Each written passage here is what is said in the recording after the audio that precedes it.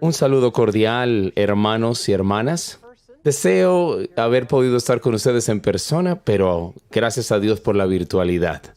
Confío en que esta palabra les traiga aliento a cada uno de ustedes. Esta conferencia es sobre un tema muy importante de la teología, y es el tema de la doctrina del Espíritu Santo. Mi tema específicamente es el Espíritu Santo y la vida cristiana. Ahora, cuando piensas en la vida cristiana, es bastante fácil definirla. La vida cristiana o estar en la vida cristiana significa ser un seguidor de Jesús. Ser cristiano significa que uno tiene fe en Cristo. Ahora, sé que muchos de ustedes están familiarizados con esas grandes solas de la Reforma. Por supuesto, empezamos con sola Escritura y la absoluta y esencial autoridad de la palabra de Dios. Luego nos movemos hacia las solas que se ocupan principalmente con la obra y la persona de Cristo. Así que es solo Cristo, confiamos solo en Cristo para nuestra salvación, su obra a nuestro favor. Luego sola fide y sola gracia, es decir, es por fe y es por gracia que somos salvos. Así que es nuestra fe en Cristo lo que nos hace cristianos, lo que nos causa ser cristianos. Y vivir la vida cristiana es seguir a Cristo. Ahora, imaginen conmigo un escenario en el que cada mañana se despiertan y vierten su fuerte taza caliente de café, se sientan ahí en su comedor o en su mesa y de repente Cristo entra a tu casa y se sienta contigo ahí al otro lado de la mesa y dice, esto es lo que vas a enfrentar hoy. Estos serán los desafíos que van a estar delante de ti hoy. Y es así como necesitas vivir la vida hoy. Bueno, ¿quién no querría que ocurriera eso? Pensaríamos que sería algo maravilloso. ¿Cuán fácil sería vivir la vida cristiana si todos los días el mismo Cristo nos visitara y nos instruyera y nos animara? Bueno, el mismo Cristo, en sus propias palabras, nos dice que en realidad tiene algo mejor para nosotros.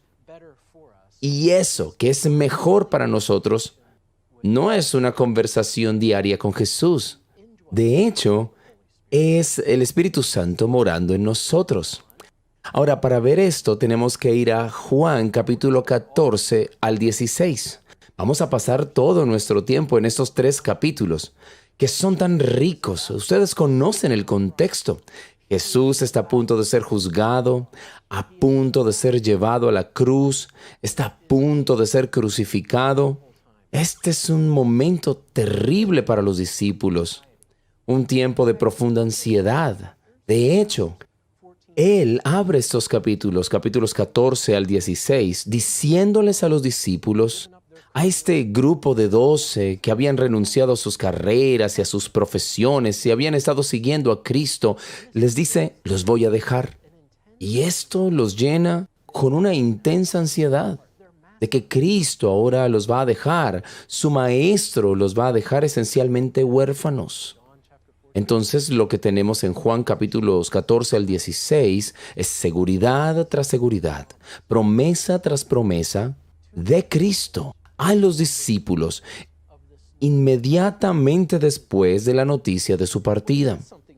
Bueno, dice algo muy fascinante en el capítulo 16. Así que en Juan capítulo 16, y vamos a empezar en el verso 5, Cristo dice lo siguiente, pero ahora voy al que me envió, y ninguno de vosotros me pregunta, ¿a dónde vas? Antes, porque os he dicho estas cosas, tristeza ha llenado vuestro corazón. Es como si hubiera algún gran contenedor del dolor.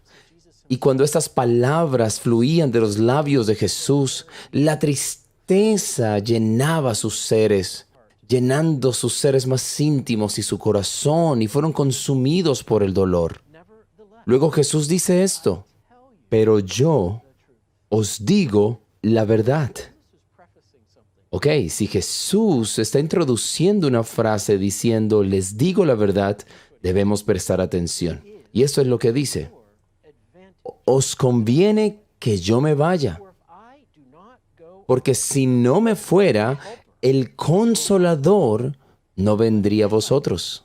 Mas si me fuere, os lo enviaré. Jesús convivía diariamente con los discípulos, comía con ellos, oraba con ellos, los instruía, los guiaba, les aconsejaba y ahora los deja. Y les está diciendo que en realidad hay algo mejor que viene. Algo mejor que estas interacciones personales diarias que tienen. Y eso es la venida del Espíritu Santo. Ahora, esto subraya la importancia de la absoluta importancia del Espíritu Santo para vivir la vida cristiana. También debería encender un fuego en nosotros, de estar tan animados a explorar lo que la Biblia tiene que decir sobre esta relación que tenemos con el Espíritu Santo, porque esta es la clave para vivir la vida cristiana. Comprender cómo el Espíritu que mora en el interior de nuestras vidas es la clave. Bueno, mientras miramos Juan 14, 15 y 16, vamos a tener algunos textos que veremos en particular.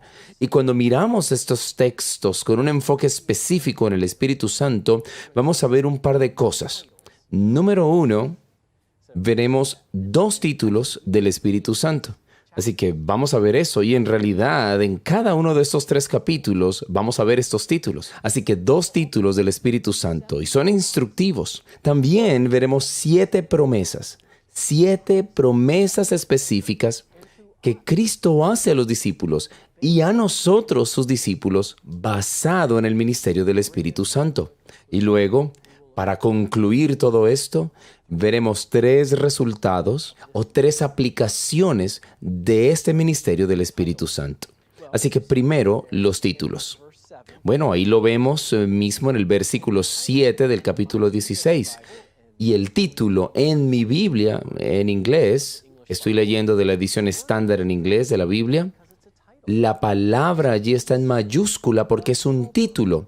Jesús dice que el Consolador vendrá a ustedes. Esa palabra consolador a veces se traduce como abogado o a veces se traduce como ayudador.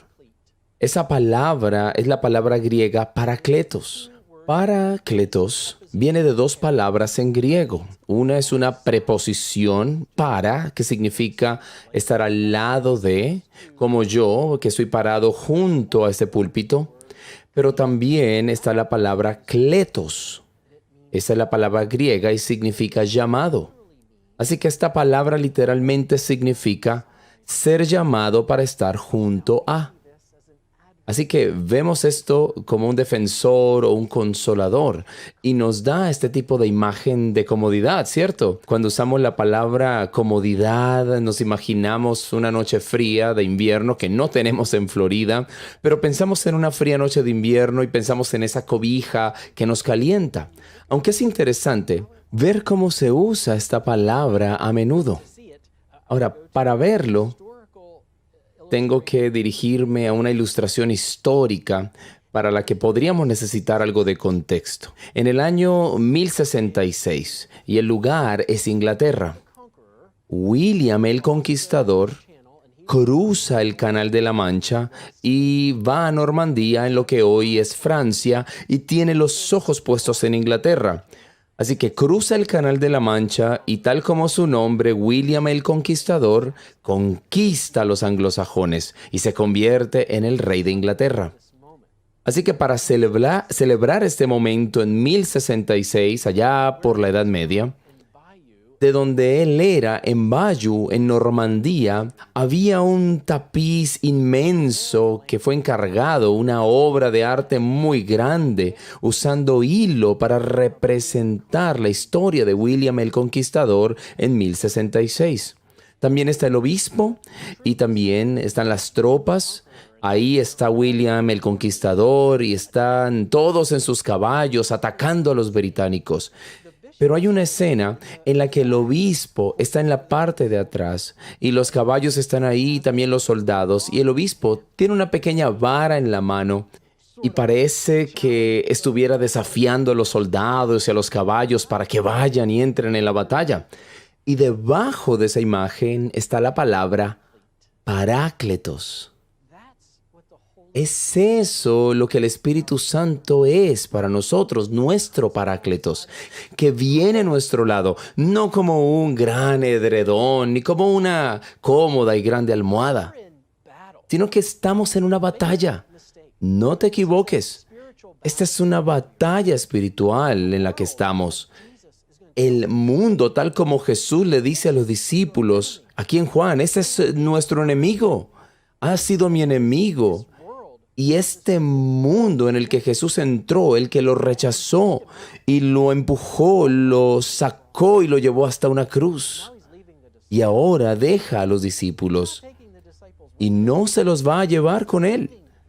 Los está dejando en la tierra, en este contexto de batalla. No nos equivoquemos al respecto. Jesús dice, ustedes tendrán el Consolador, el abogado, el Parácletos, porque necesitarán ese coraje, necesitarán ese aliento en la batalla. Y el Espíritu Santo vendrá a nuestro lado en esa batalla. Entonces, este es un título muy importante del Espíritu Santo. El Espíritu Santo es nuestro ayudador, nuestro Parácletos, el que literalmente nos estimula en el fragor de la batalla. Ese es un título. El otro título del Espíritu Santo lo vemos en el verso 13. Jesús dice lo siguiente: cuando venga el Espíritu de verdad. Así que el Espíritu Santo es nuestro ayudador y también es el Espíritu de verdad. El nombre favorito de Juan Calvino para el Espíritu Santo es el Maestro de la verdad. Así Juan Calvino llamó al Espíritu Santo y aprendió eso de estos capítulos, en el capítulo 16 de Juan, de que el Espíritu es el Maestro de la verdad. Así que esos son los dos títulos, el Consolador y el Maestro de la verdad. Ahora echemos un vistazo a las 7 promesas que están contenidas en estos textos y en estos capítulos de Juan 14 al 16. La primera promesa la vemos en Juan capítulo 16, verso 8, y cuando Él venga, el Espíritu Santo, el Espíritu de verdad, Él convencerá al mundo de pecado, de justicia y de juicio. Esta es la obra del Espíritu Santo, de aplicar la obra de Jesucristo. Y antes de que el Espíritu Santo pueda aplicar la obra de Cristo, y hablamos de eso como regeneración. Una de estas conferencias se va a enfocar específicamente en la regeneración, que es nacer de nuevo, nacer de arriba, nacer por el Espíritu Santo. Esa es la doctrina de la regeneración. Pero antes de que sepamos o que tengamos la conciencia de que necesitamos un Salvador, debemos saber que somos pecadores. Y lo que Jesús nos está diciendo aquí es que es en realidad el Espíritu Santo o el ministerio del Espíritu Santo no solo sencillamente regenerar, sino incluso convencernos de nuestro pecado y de nuestra necesidad de Cristo en primer lugar. Por lo tanto, la primera promesa de este ministerio del Espíritu Santo y de su obra es que Él nos convencerá. Otra promesa la vemos en el verso 13. Dice, cuando venga el Espíritu de verdad, Él los guiará a toda verdad. Y relacionado a eso está la tercera promesa que está al final. Él les declarará las cosas que están por venir. Aquí hay una aplicación inmediata de esta promesa a estos discípulos que están allí reunidos escuchando estas palabras de Jesús, de que los guiará la verdad. de que les declarará las cosas que están por venir. Son estos discípulos los que se convertirán en los escritores de las Sagradas Escrituras, unidos, por supuesto, a un apóstol nacido fuera de tiempo, y ese es Pablo. Pero son estos apóstoles quienes luego nos registrarán las palabras y las obras y la reflexión teológica sobre Jesucristo.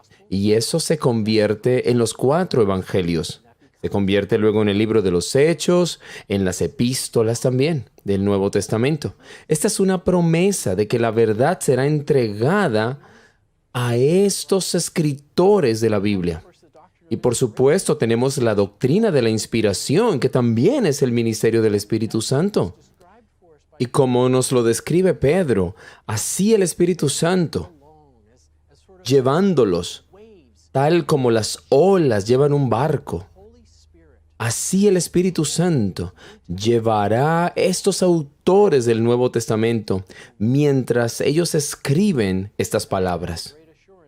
Y podemos tener una gran seguridad, y esa seguridad es que este producto terminado, estos 27 libros que componen el Nuevo Testamento, son de hecho la verdad de la palabra de Dios. Esa es la obra del Espíritu Santo al inspirar. Y Jesús promete a los discípulos que esto va a suceder. No hay duda alguna al respecto.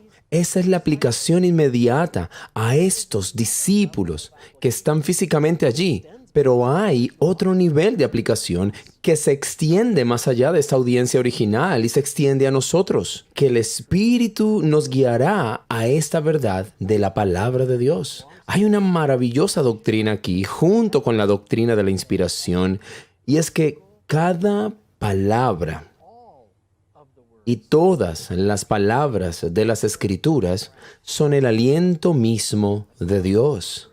Esa es la doctrina de la inspiración. Pero junto a ella está la doctrina de la iluminación. Iluminar algo significa arrojar una luz sobre algo. Y así que lo que hace el Espíritu Santo es arrojar luz sobre las Escrituras. Sin el Espíritu Santo, como gente no regenerada, es como si tuviéramos escamas sobre nuestros ojos y no podemos ver la verdad de la palabra de Dios. Seguramente podemos leer las palabras y entender la gramática y las oraciones que están ahí, pero una persona no salva, no puede ver, no lo ve como la palabra de Dios y no lo comprende como la verdad. Una forma de ilustrar esto es si pensamos en un telescopio. Si mira el cielo nocturno y puede ver algunas estrellas, bueno, depende de donde viva, estamos rodeados de luces la mayor parte del tiempo, así que en estos días es difícil ver el cielo nocturno, pero es posible que veas algunas estrellas. Y si pones un telescopio entre tu ojo y el cielo, de repente verías cosas allí que ni siquiera sabías que estaban allí. Y tal vez estarías asombrado y luego preguntándote sobre lo que estás mirando. El telescopio no agregó nada al cielo. Todo lo que el telescopio hizo fue servir como un instrumento para que vieras lo que ya estaba allí. Y ese es el ministerio de iluminación del Espíritu Santo. No hay un nuevo significado agregado a este texto. No hay una fórmula especial que se revele aquí. Es el Espíritu Santo, quitando la incapacidad de tus ojos y de la mente y el corazón, quitando esas incapacidades, quitando esas escamas, para que veas lo que siempre ha estado allí. Y esa es la verdad de la palabra de Dios. Vemos esto en estas promesas, donde el Espíritu te va a guiar. Es una promesa cierta que Jesús nos da. No tienes que preguntarte si esto va a suceder. Él no dice que esto podría suceder o que tal vez suceda. No, Él te guiará a la verdad. Él te va a declarar las cosas que están por venir. Ahora, aquí hay algo más. Y está en el verso 14, es otra promesa, esta es la cuarta promesa, y eso es la voluntad del Espíritu Santo de glorificar a Cristo. Puedes verlo ahí en el verso 14.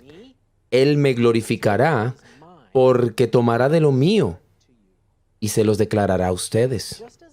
Ahora, solo como un aparte, creo que este es un problema fundamental con el movimiento pentecostal y carismático. Ellos pusieron el centro en el Espíritu Santo. De hecho, incluso en muchas iglesias pentecostales, el símbolo es la paloma. El símbolo es el Espíritu. El enfoque está en el Espíritu. Pero este versículo nos dice que el Espíritu es un reflector y que el Espíritu tiene la intención de enfocarse en Jesucristo.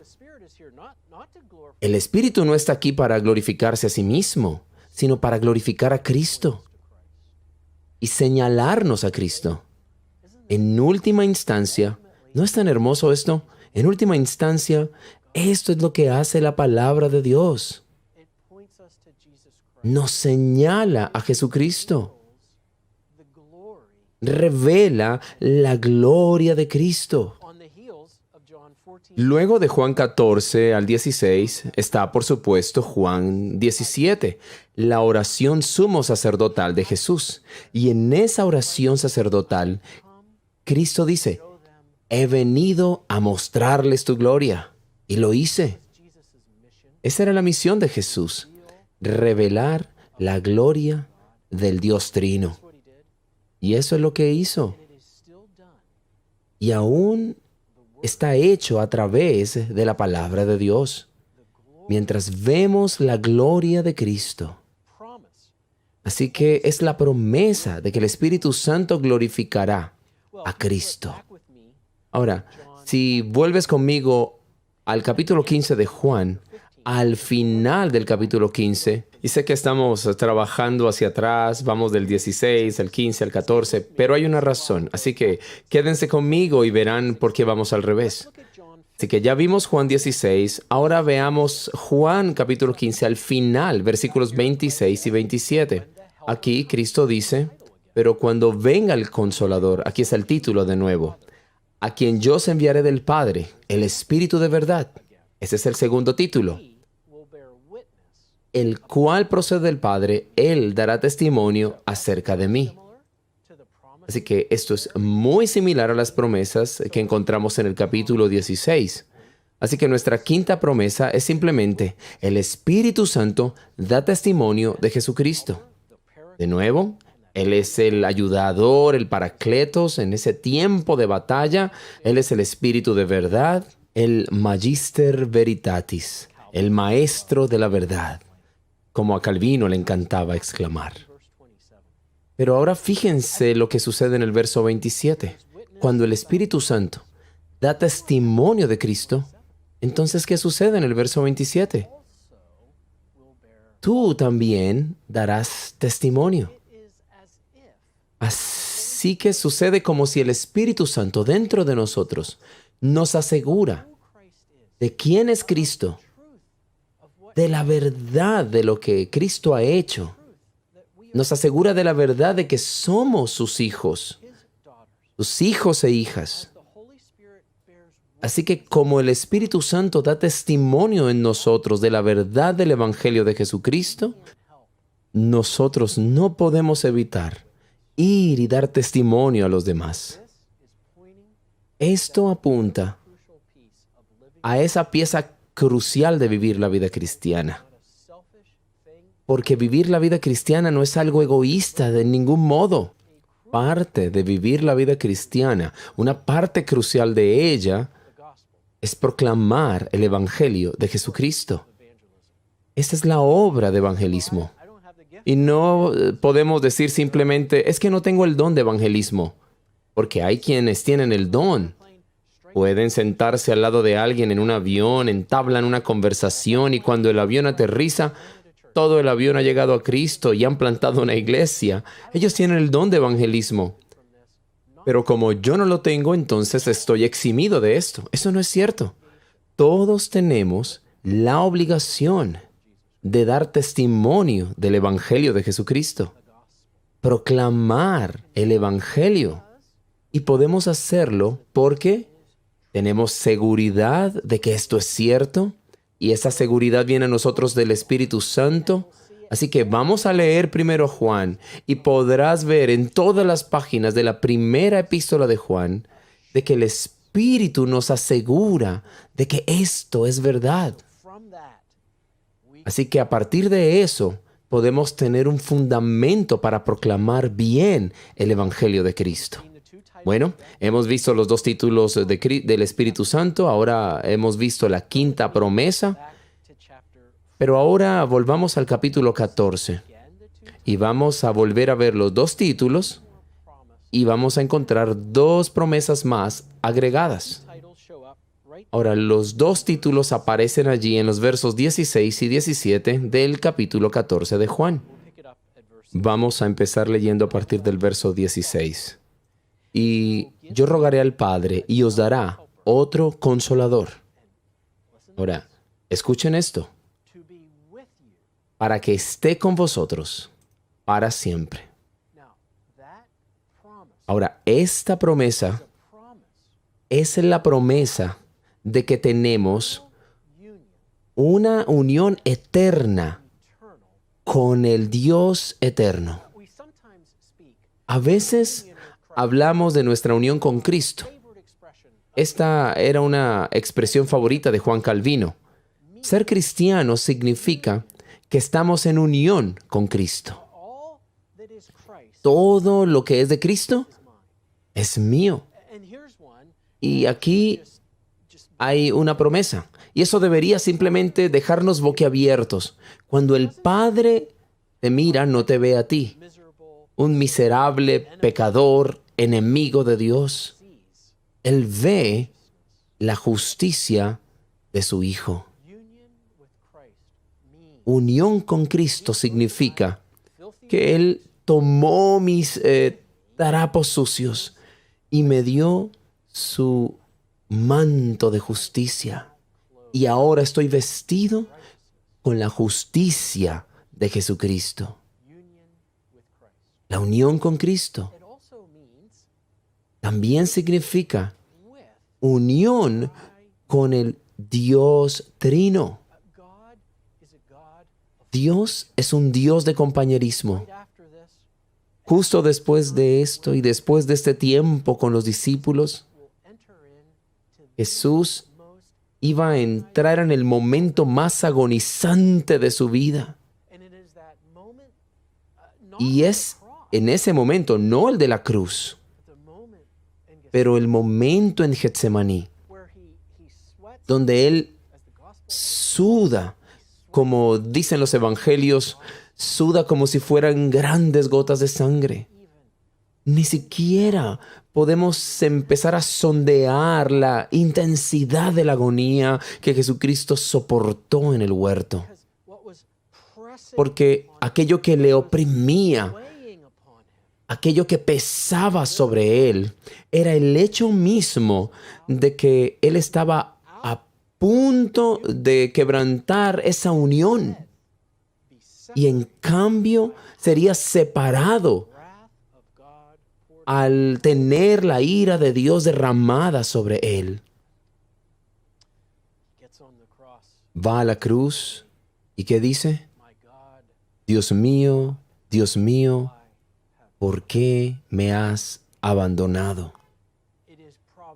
Es probablemente la línea más escalofriante de toda la palabra de Dios. Eso subraya lo que Jesús soporta allí y lo que Él clama. Y cómo clama en Getsemaní. Lo que eso resalta es la hermosura de la unidad dentro del Dios Trino. Y esto es lo que ocurre cuando nosotros somos salvos. Esto es lo que ocurre cuando nos convertimos en cristianos. Somos traídos, somos llevados a esa eterna comunión con la Trinidad. Y para darnos una pequeña promesa de lo que vendrá, un anticipo de lo que vendrá, como el preludio de una sinfonía magnífica que tiene todos los elementos musicales como una especie de avances en ese preludio, como una muestra de la belleza de toda la sinfonía que está por venir. Para darnos una idea de eso, tenemos la morada del Espíritu Santo. Miremos el texto. Yo rogaré al Padre y os dará otro consolador para que esté con vosotros para siempre. El Espíritu de verdad, ahí vemos el título de nuevo, el cual el mundo no puede recibir porque no lo ve ni le conoce. Tal como el mundo ni ve a Jesús ni conoce a Jesús. Ellos no vieron a Jesús por quien era Él, el Dios hombre. No conocieron a Jesús como lo que Él era, el Salvador. Así que eso no es para el mundo, eso es para ustedes.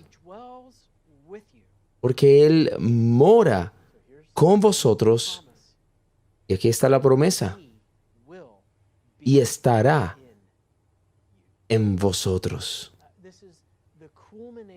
Esta es la culminación de estas promesas. Ahora estamos entendiendo por qué fuimos hacia atrás. Quería hacerlo de esa manera porque creo que este es en realidad el clímax de las promesas. Sí, nos encantaría que Jesús se tomara un café con nosotros en la mañana y nos diera nuestras órdenes para el día. Sin embargo, tengo algo mejor para ustedes, dice Jesús. Y es la presencia interna del Espíritu Santo como una muestra, como un anticipo, como garantía de la comunión eterna con el Dios Trino que tú tienes y que en tu estado glorificado, libre de pecado, tendrás gloriosa y perfectamente. El envío del Espíritu Santo y la promesa aquí de que Él moraría en nosotros es absolutamente esencial para que entendamos lo que significa ser un cristiano. Lo que significa ser cristiano es ser llevado a la comunión con el Dios viviente, el Dios eterno. Ahora, fíjense en lo que dice Jesús. Lo dice allí en el verso 18. Dice, después de que dice, estará con ustedes y estarán ustedes, no los dejaré huérfanos, no los abandonaré, no estarán solos, porque ahora somos parte del Dios Trino. Estamos en comunión con el Dios Trino. Y ahora dejaremos esto para después porque es para la aplicación, pero también significa que tenemos comunión entre nosotros. Y esto es muy importante, esta promesa. Ahora, hay una promesa más que vamos a ver y está en el verso 26. Vamos a mirarla. Es la séptima promesa. Capítulo 14 de Juan, verso 26. Dice, mas el Consolador, el Espíritu Santo, ahí están los títulos de nuevo. A quien el Padre enviará en mi nombre, Él os enseñará todas las cosas y os recordará todo lo que yo les he dicho. Esta es la séptima promesa. La primera promesa, el Espíritu Santo convencerá, capítulo 16, verso 8. La segunda, el Espíritu Santo les guiará a toda verdad, capítulo 16, verso 13. La tercera promesa, también en el capítulo 16, verso 13, el Espíritu Santo les declarará las cosas que han de venir. La cuarta promesa, el Espíritu Santo glorificará a Cristo. Esto está en el capítulo 16, verso 14. La quinta promesa es que el Espíritu Santo dará testimonio de Cristo. Capítulo 15, verso 26. Y luego la promesa en el capítulo 14, verso 26. El Espíritu Santo les enseñará. Y luego aquella gloriosa y hermosa promesa en el versículo 17 del capítulo 14. El Espíritu Santo estará en ustedes. Entonces, al pensar en estas promesas y al pensar en el ministerio del Espíritu Santo, hay tres resultados o tres aplicaciones. La primera es que debido al Espíritu Santo y a su ministerio, nosotros somos llevados al cuerpo de Cristo. Verán eso en el capítulo 15 de Juan. Conocen ese capítulo famoso de esta maravillosa metáfora que Jesús utiliza y que es muy relevante para la cultura y el clima y la comida de Israel, y es la vid y las ramas. Así que aquí está Jesús como la vid y nosotros como los pámpanos. Y no solo estamos en la vid, sino que también estamos unidos a otras ramas como parte de esa viña. Y es el Espíritu Santo el que nos lleva a esa relación. Cuando lleguemos al capítulo 17 de Juan, ahí veremos cuál es la esencia de la oración sumo sacerdotal de Jesús, y es de que seamos uno. Jesús dice, el Padre y yo somos uno, y mi oración es que esta iglesia y esta relación horizontal en la tierra, de que los discípulos sean uno. Porque, como Pablo va a decir también muy claramente, hay un espíritu, hay un bautismo, y eso nos hace un solo cuerpo, el cuerpo de Cristo.